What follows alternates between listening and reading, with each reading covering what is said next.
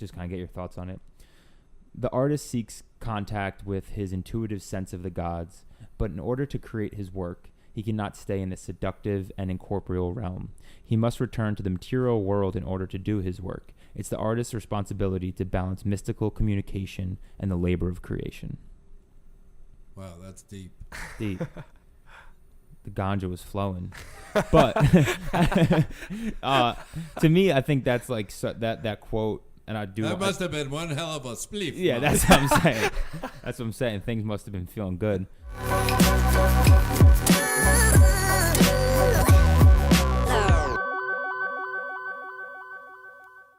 Mark, you made it. Yeah, I've been here. Yeah, you've been here. I should say, Steve, you made it. Yeah. We had a little bit of a snafu. We had a snafu. People coming in from the tri-state area to do our very first live author interview, and we all made it, and I'm proud of us, and I feel really good about it. Mark. Yes, sir. The Dog Healers, an amazing book, one that taught me, I've had dogs my entire life, and that book taught me a lot about the relationship that dog trainers, especially high-level dog trainers, have with the dogs that they look after. But I would just love, like, very, very generally speaking, from your perspective, what inspired you to write a book called The Dog Healers about dogs? Well, that's a great question, Brian. I think what really inspired me was on a trip. Every year I go to Buenos Aires, Argentina, where my wife, her whole family lives there, and so we go visit once a year. And what really inspired me, I was captivated by the dog walking community there. Is just amazing how they can walk anywhere from 5 to 20 dogs at one time, and they go through the neighborhoods, and they all seem to be enjoying their walk and having a great time. And I thought I would become untypical of a normal tourist, and I would have it's always great, I think, to meet people from other cultures, and so I was very interested in meeting some of these dog walkers. However, one of the problems is I don't speak Spanish. Yep, definitely poses a little bit of a problem. And slight threat. For some reason, even though the Argentinians are very well educated, not a lot of them, except the younger ones, speak English. So there was a little bit of a gap there. So I did meet one dog walker, and she mentioned that, I should go meet this guy Carlos, who's also known as the dog healer. So I was, what? That's very interesting. What is that all about? So she told me where he stayed with his pack of dogs in one of the parks there, beautiful parks there. And I sought him out, and it took some time, and I found him, and we ended up spending several days together, and he told me his story and his philosophy, and why it's so important, the bond we have with these animals. They're like our spiritual connection to humanity. And when he said that, I'm like, wow, this guy's pretty amazing. Mm-hmm. And then he demonstrated how he massages the animals and how that really helps the bond that we have with them. And it's a way to give back to these animals. So, and then we walked, and he was young like you guys. Mm-hmm. Young, handsome fellow. I'll That's take what that. Gramercy I'll take Reading that. Club's Yeah. all about. Yeah. So we did not pay Mark ahead of the podcast to say that, for the record. Might pay him after, though. Yes. Yeah. So those words don't come cheap. I'll have you know. So question, Mark. Yeah. So far your description, it pretty much follows the first, 20, 30 pages of the book and kind of your story of how you met. I'm assuming that's Carlos. Yes. The dog walker. Yeah. So let me ask, at the time when you were meeting with him, he was taking you around, showing him his technique. Did you have any idea this was going to turn into a book at that time, or were you just curious fellow? I had no idea. No, I never had plans to write a book.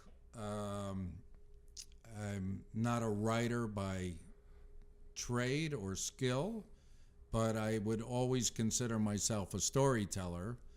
And after spending several days with him, I said, wow, this is a great story, but I wanted to make this story more than just about the healing and the bond, but I wanted to turn it into... weave a narrative around it. Yeah. Right. A narrative, and just turn it into like a spiritual journey or an amazing adventure, and that's where it all started. So while you're meeting Carlos and you're first getting to know him, at what point did you start to recognize there was something special here? Where did it click in your mind that there's a story here that needs to be told? I would say within the first hour, I recognized that there was something really special about this story and his message, and how humans and dogs have this special bond together, and all in the first hour. Even though I think all my life I grew up with animals like I think you mentioned before, and you always know that there's something special about the bond that, I mean, really in the U.S. alone, there's over 1 million dog owners or dog lovers in this country. And I think more stories, everyone has a story about something special about the experience, whether it be one or many experiences they have with their dog. And I think it's important that these stories be told. Mm-hmm. For sure. And I think that brings up something that while reading this book and getting a chance to meet, I have to say, I maybe know one or two other people who have actually published a book. I always wonder the chicken or the egg scenario. Is there a writer inside of all of us just waiting for the right story to be told, or are people actively, or are you a writer who finds a great story that needs to be told, or did you find a great story and you felt like it was your purpose to tell it? In this particular case, I found a great story and I thought I had a need to tell this. So. Right, and you had to tell the world. That's awesome. And I think writing a book, especially in 2018 when there's such a hunger for micro content, it's the quick post on Instagram, it's the 30-second video on Facebook. Writing a book from an outside perspective, having never written a book, seems like a insane labor of love to put all of those thoughts on paper in a cohesive way, and to write something that's super long form in an era where everything's getting shorter and shorter. So it just to see and meet someone that's actually done that and put in that work, it's inspiring to see that effort put into things.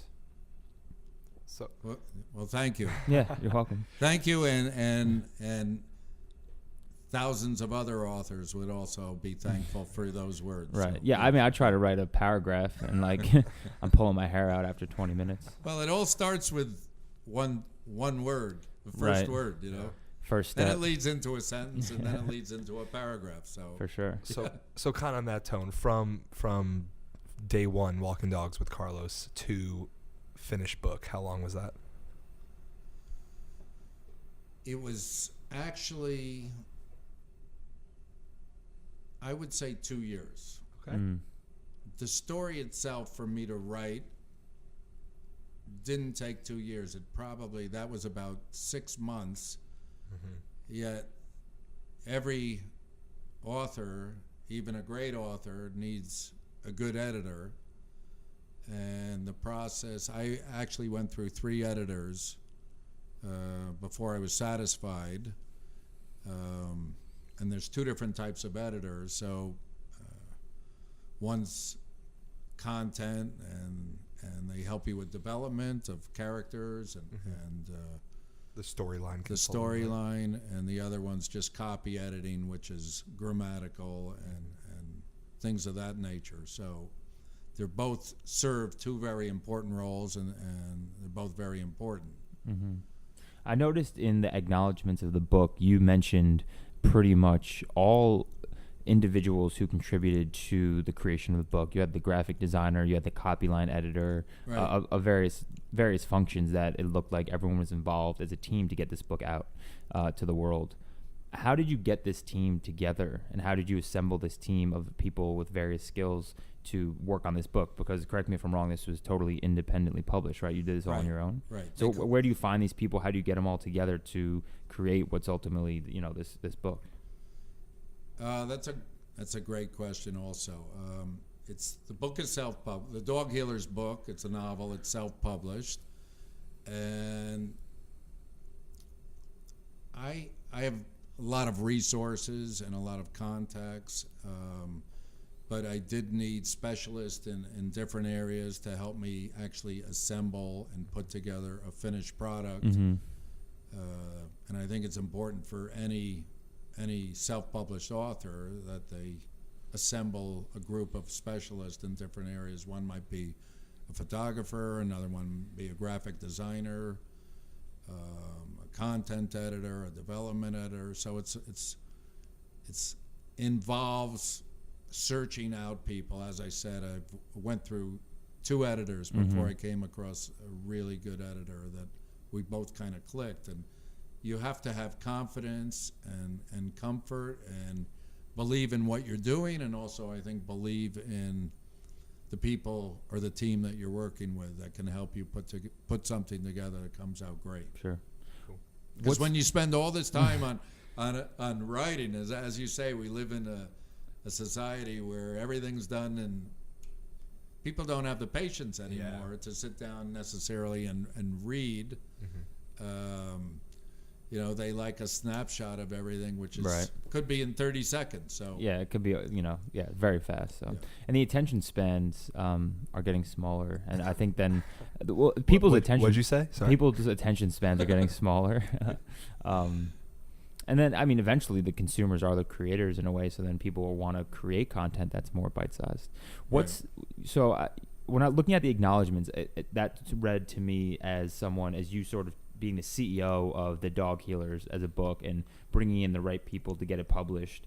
And that's how it's done when you're self-publishing, whereas if you go through like a Penguin Random House, right, they're going to supply all those people, right? They're going to give you the copy line editor. They're going to do the graphic design for you. Did you ever think about going that more traditional route and mailing copies of the book to the big 5 publishers and trying to get it published that way? Well, of course I've thought of it. However,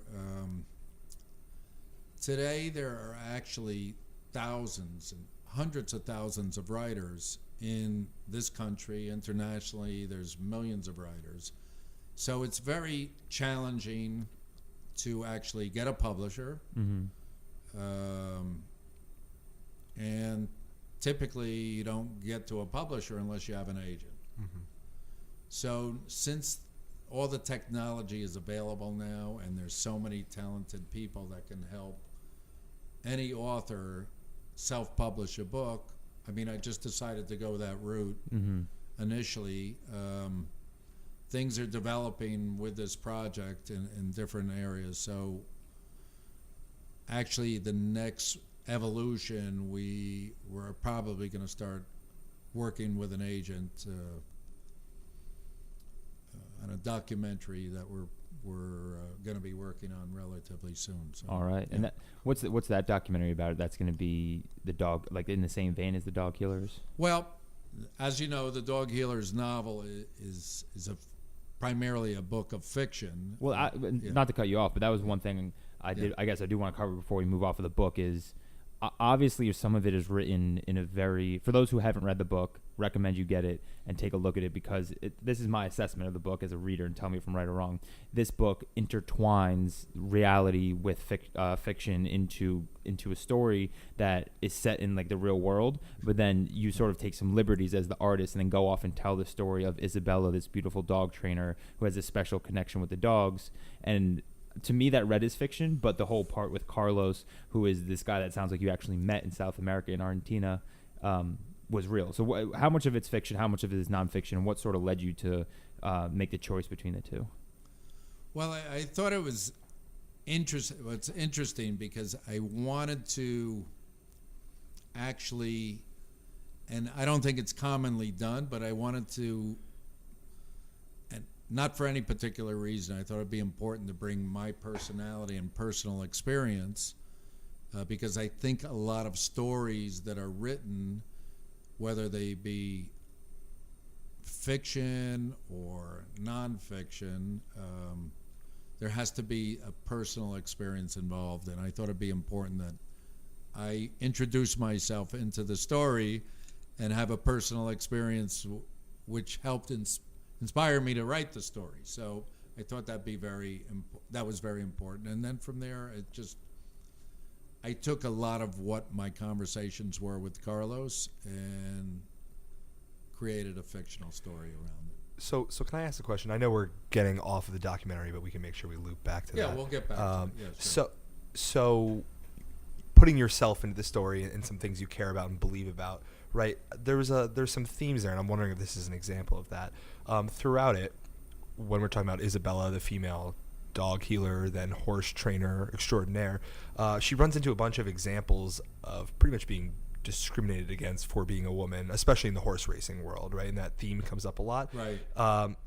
Kind of want to see talk about that. Have you observed is that traditional of culture in Argentina, or specifically around horse racing? Or it sounds like horse racing is predominantly male. It's a boys' club, right? It's an old boys' club. Old boys' club. So I'll tell you an interesting story. My wife and I think where this came from, we were there when the economy in Buenos Aires really was struggling at one point, and it really went down. It was almost like a major recession hit Argentina, and somehow we snuck into the back end of the racetrack. Okay. And my wife introduced me as a big horseman, and I'm a major buyer, and I'm looking to make some purchases here. So she said that you were. Is that real? Or well, I can't tell you, but dog healers must be doing numbers. That's self-publishing money coming in. So we got a major tour of the backside, or the inner workings of the horse racing community, and it was very interesting and very exciting, and I didn't make any purchases the first time, so I can tell you that. But we're still looking for that racehorse, that one racehorse. All right, that Tango. Yeah, we're still looking for Tango. Right, that's right. Tango sounds like a beast. Tango's the main horse in the story that the protagonist Isabella trains and gets to hashtag spoiler alert 3, 2, 1.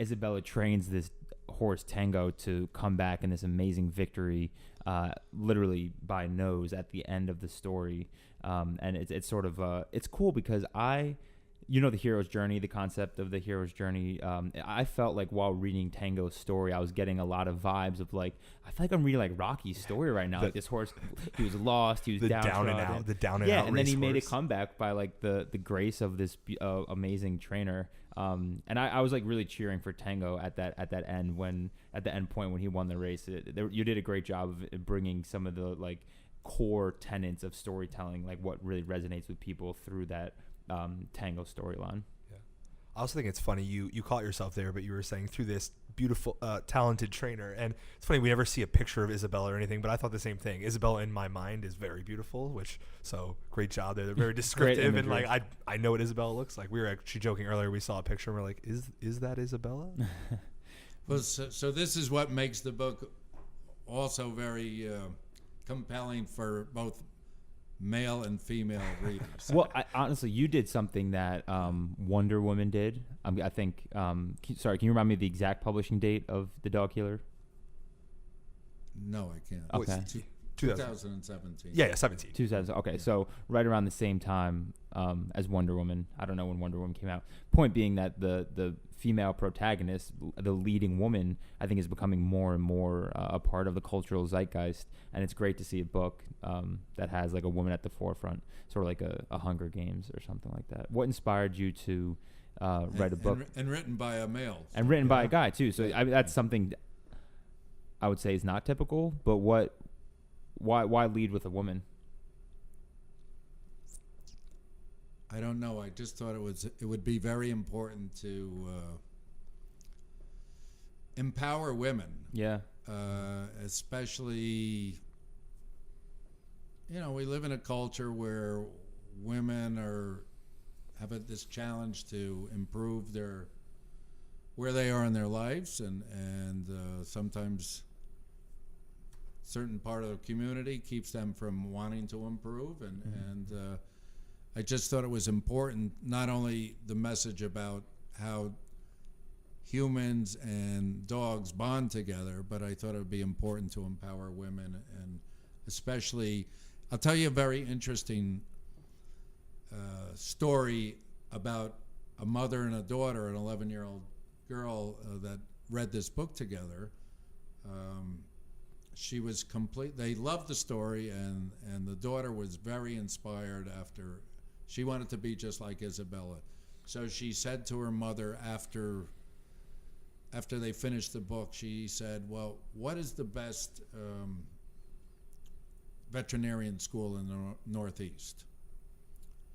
And the mother says, well, I don't know, but I think Cornell is, actually. So she said, well, I want to be a veterinarian now. So this story really inspired a child. And then she said to her mother, well, will you call them tomorrow and make an appointment for I want to go for an interview. So I just thought, I mean, for me as an author to have such an effect on a girl that age is just, it's really a wonderful feeling. So, Right, yeah. So can I ask, who is, I mean, I know she's a fictitious character, but who is Isabel? When you were writing her, did you draw from? It's my girlfriend. The girlfriend. How does Hopefully your wife does nothing. No, she knows. She knows. It's okay with her. Oh, man. This just took a great turn. Wow. I think. Thank you, Norma. What an Shout angel. out to Norma. Go ahead, Steve. I was going to say, maybe we should talk about dogs a little bit. I know we talked about it off air, but give you a chance. We're shouting out Norma. Maybe you shout out your real life dog inspirations that brought you. Well, you have two dogs, right? You said a Wheaten Terrier. Yeah, I have a Wheaten Terrier named Paco, and a Woodle named Chicky, and Chicky is part Wheaten, part Poodle. So Paco and Chicky, I believe they both are featured as characters in the book at some point, right? They get little name shout-outs? Well, yeah, they got a couple of shout-outs. You're not going to put the squad in. You're going to have your Okay. down pack back in Connecticut, and you're not going to put them in the book. You got to include them. You Right. have to. I'd be in trouble if I didn't put them in. When I write my memoirs, Marcel and Steve are getting a huge shout out. Yeah. Marcel, this guy I met on Craigslist. Steve, this guy I met in college. So for me, I think when I'm reading this book, I got so curious about the self-publishing process. Yeah. The book publishing is a $27 billion industry, and while maybe people could argue that books aren't as popular as they are today as they may be in the past, I do think there's still like a huge market for it. And if you were to write a book again, how do you think you would go about getting it published? It's a good question. I think it depends on the level of work that you want to dedicate into. When you self-publish, it really, it requires a team. You need a team, and it requires actually you might need a marketing budget. You might need a publicist also, as you know that I do have a publicist. So you can make. If you're in it, it depends what you're in it for. If you're in it for the money, sometimes you can make more money self-publishing. I think I saw Amazon, when you do direct to Kindle and you do direct publishing through Amazon, you can keep up to 80% of the royalties. Or I'd imagine if you went through like Penguin Random House, you're going to get what, like 10%, plus you got to give 15% to your agent who brokered the deal. Right. So, I mean, I would go either way. Yeah. I think either way is a great way. Either path, whatever path you choose, whatever path you can get, I think either way is a great way. Right. As long as you get it out there. Yeah. And So you mentioned Amazon talking there. Is Amazon your main distribution kind of channel? Currently, yes. Yeah. I always think that's interesting because Amazon gets, I guess, knocked with shutting down a lot of the brick and mortar bookstores. Yep. But I think what it does add, which is really interesting, is a way for small town authors, right, to get their book to anyone in the world within 2 days. Right? Well, it's really enabled any author, whether a small town or big city author. to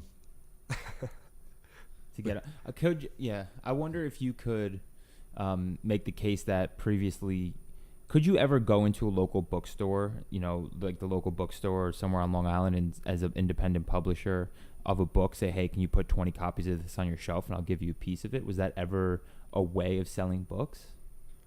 Because if not, I'm thinking Amazon totally has empowered the independent authors to basically handle all the logistics of getting the book once it's printed and copied into the hands of the right people. Yeah, I think they can. I mean, I think you could do that in small brick and mortar bookshops, but I think Amazon has the ability of being global the same way. Like, look, I think podcasting is a great metaphor, right?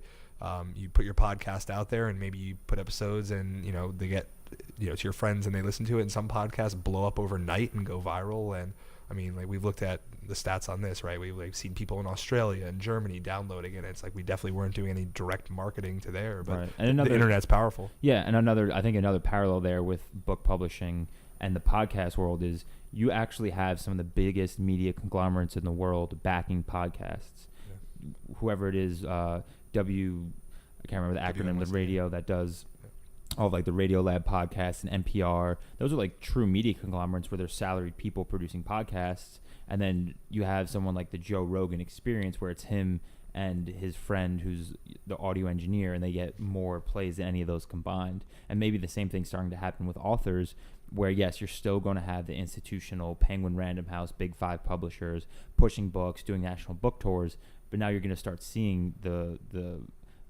proliferation of more independent people. Honestly, I read this one story called Wool on the Kindle, and it started off as like a short essay on this guy's website. I can't remember the author's name.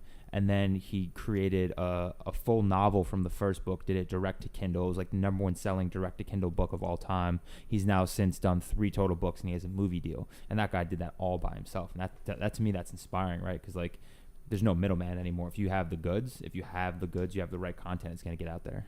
Right. Well, it's pretty amazing. And it's doable. I mean, it is possible these days to... it all starts with a great story. And right. There we go. So check. Step 1 done. So I guess this will get us maybe back into the documentary, but I was going to say any other books in the works, a part 2 or maybe different approach, different type of story? The cat healers? No, I have nothing against cats. Except I am allergic to them. So. Okay. that could potentially put a halt on the cat healer saga. Yeah, right. So I'm going to leave that up to somebody else. Sure. So, fair. As far as another book, yeah, I mean there's a potential sequel for this book. There's another. And don't feel like you have to give away any trade secrets. Yeah. You don't need to expose yourself Play too tight soon to here, the chest if you need to. Yeah, but don't worry about that. Bottom line, you plan on continuing writing. Yeah. Oh yeah. I have a concept that I've written the outline, and it's killer stories. Yeah, it's about 2 strapping gentlemen living in the big city hosting a podcast. Oh, sorry. It's great that you guys are very knowledgeable. You make the author feel comfortable, which is important. Try and have some fun here, and try and really reach out to a lot of people with a lot of great messages here. So I think that's important. Yeah. I think that's what we try and do. And the more that we're doing this, I think the vision from the start has always been how can we give authors, specifically people who publish themselves, a platform to connect with folks who may not know about their book. And to me, that's always been the vision. We're only on episode 6, but having you on, it's a big milestone for us because we've always wanted to get a chance to speak to an author because we review books. Yeah. Neither Steve nor I have ever written a book, surprise, but to talk to someone who has and actually get that perspective on the podcast, I think is helpful. Yeah, it's very cool what you guys do. Yeah, thank you, man. Cool, appreciate that. I think I was looking through a recent interview with another self-published author, and he was talking about how he woke up and he has this app where he can see his total book sales. And he woke up one day and he was writing in the morning. I do want to come back to your writing process, actually. Like, I love the creative process, so I'd love to hear more about how you write and what your style is. But this guy mentioned that he opened up his app and there was he made like $3,000 one morning, which was like 10x more than he was used to. And he started digging into it and see what happened. And apparently Amazon recognized that his book was doing pretty well with a certain audience, and then sent a push notification to everyone's mobile device who fit the demographic of that, and it just up and to the right, his book sales started going crazy. And like, that's obviously there's an algorithm behind that, but to hear that, like, literally Amazon can change your career by sending a push notification to 300,000 people, that was crazy to me. I never knew that was possible before. Direct marketing at its finest. No, that's very cool. So yeah, but can you give me his phone number? Sure. Set it up. But so I also, outside of the podcast, I like to make music and make some rap music and do things like that. So I'm kind of like a writer in that sense, where I like to write songs. So I have things I like to do before I write, like to have a coffee, maybe go for a walk and clear my head, especially if it's in the morning after I just woke up, and get in that mindset of writing. Yep. Do you have a set creative process you follow when it's time to start putting pen to paper? Well, it's very interesting because I've met with a number of different writers, and each one seems to have their own style and technique and how they go about doing it. And they said, well, what was your outline like? And I said, well, what do you mean, outline? I said, well, you have to have an outline. You can't write a story. If anybody that's gone to gotten an MFA from any prestigious university has an outline. Right. And I said, well, I'm sorry, I just never had an outline. And they said, well, what did you do? How did you do it? I mean, really, the words and the ideas just flowed out of me naturally, and maybe this was the story, this was the book within me. So did you write it like cover to cover, like start on page 1 and write all the way through, or was there a certain portion of the story you focused on and then filled in around it, if that makes sense? No, I think I wrote cover to cover. Yeah. I mean, I was kind of assuming that without an outline you would maybe have to go that way, right? Because when it's like flown out of you like that, but yeah, and that's interesting. I mean, and then I went back, and then I went back with ultimately my developmental editor, and she says, well, we need to there's something missing create here. Maybe some more tension. We need to give Carlos or Isabella companionship dog to be with them at all times. We need to close a loop here, we open, that kind of thing. You need to develop maybe some other characters here in certain parts of the story. So, and that's the technical aspect of that is where the editor helped fill it in. So I would just say to anybody out there, any of your thousands of listeners out there, soon. Appreciate that. Power of attraction. Oh, I'm sorry. You said 100,000? Yeah. Oh, okay. Any of your 100,000 listeners out there. Millions. Wait a minute. Sorry. Any of your millions of listeners out there. I just forgot what I'm talking about. So there's a lot of working to create the process. Yeah.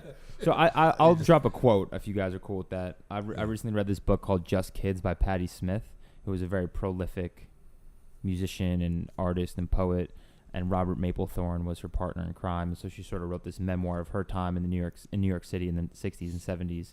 And this quote, when I read it, because I was reading it in parallel with this book while getting ready for the interview, it's something I wanted to bring up with you who's a published artist, and just kind of get your thoughts on it. The artist seeks contact with his intuitive sense of the gods, but in order to create his work, he cannot stay in the seductive and incorporeal realm.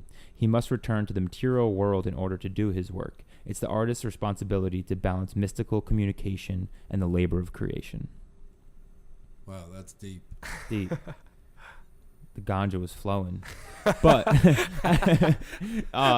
to me, I think that's like that quote, and I do. That must have been one hell of a spliff. Yeah, that's what I'm saying. That's what I'm saying. Things must have been feeling good.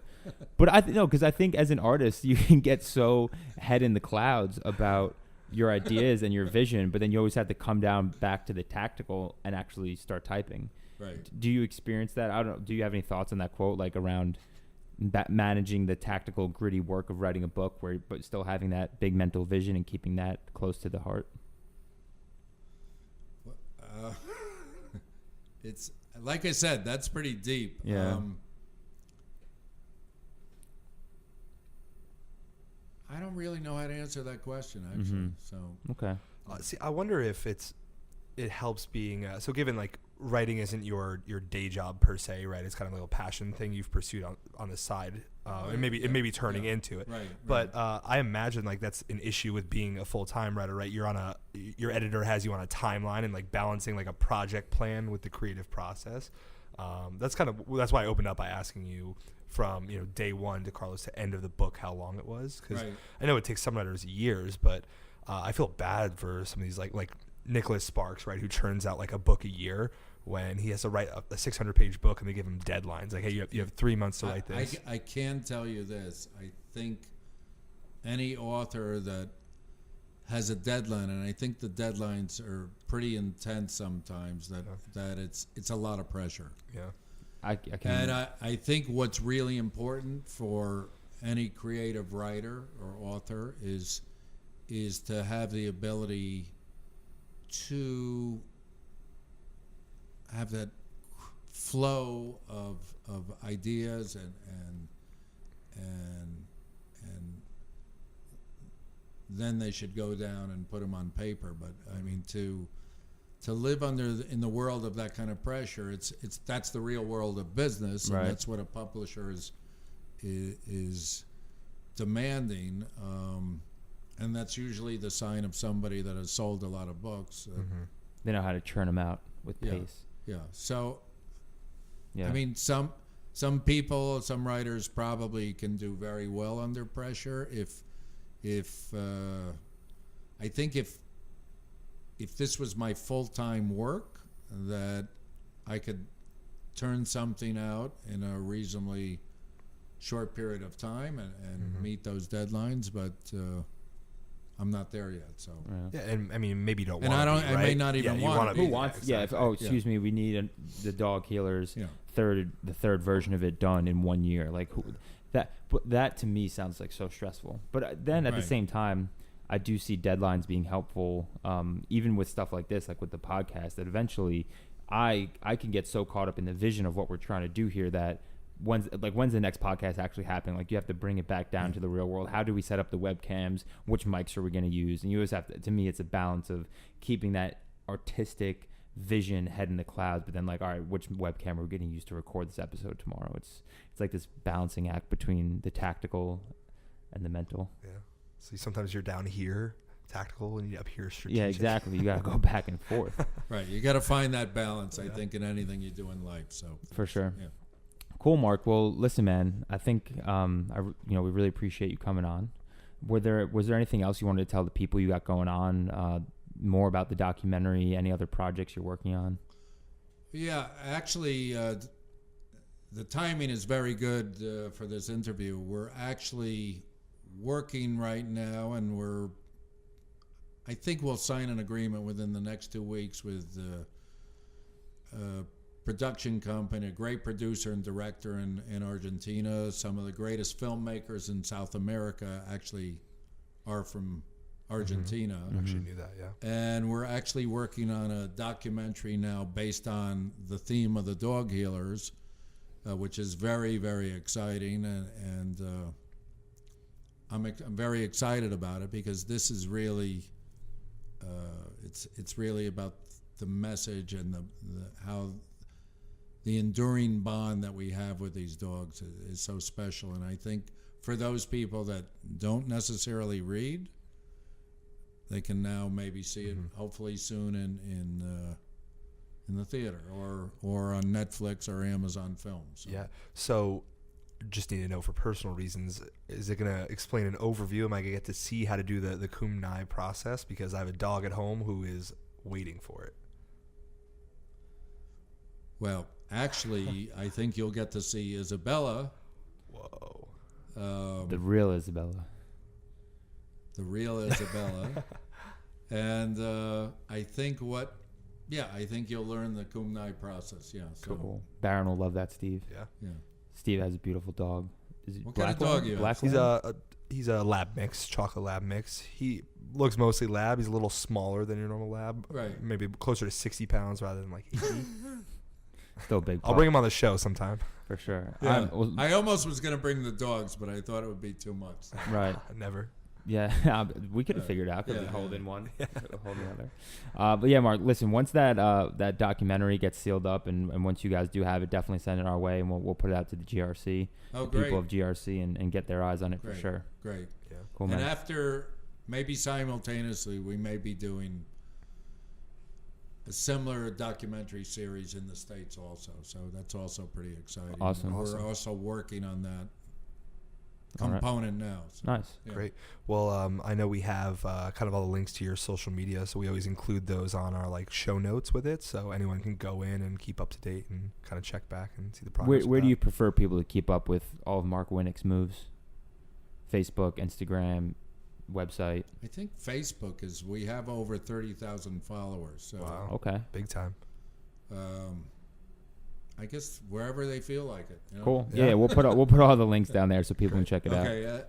Unfortunately, I'm technologically challenged, and I don't even know how to do a link. So No, we got you. We'll help you I'm- on that I'm- one. We got you covered. I'm really grateful for you guys for this workshop that you're going to give me on doing the links. No Yeah. problem. Yeah, it's pretty Especially easy. Marcel. Yeah. Marcel Oh is no, like- Marcel and I He's the met on man. Craigslist, Yeah. and he's the wizard. We couldn't do this without Marcel. Marcel, the best audio engineer in Yeah, the he's game. he's the man behind the curtain making it all happen. Cool guys, thanks All again, and yeah, until next time. Hey, thank you so much for coming. It's been really a pleasure to have this interview. Yeah, with you. Awesome. Of course, thanks, man. Thanks, Mark. For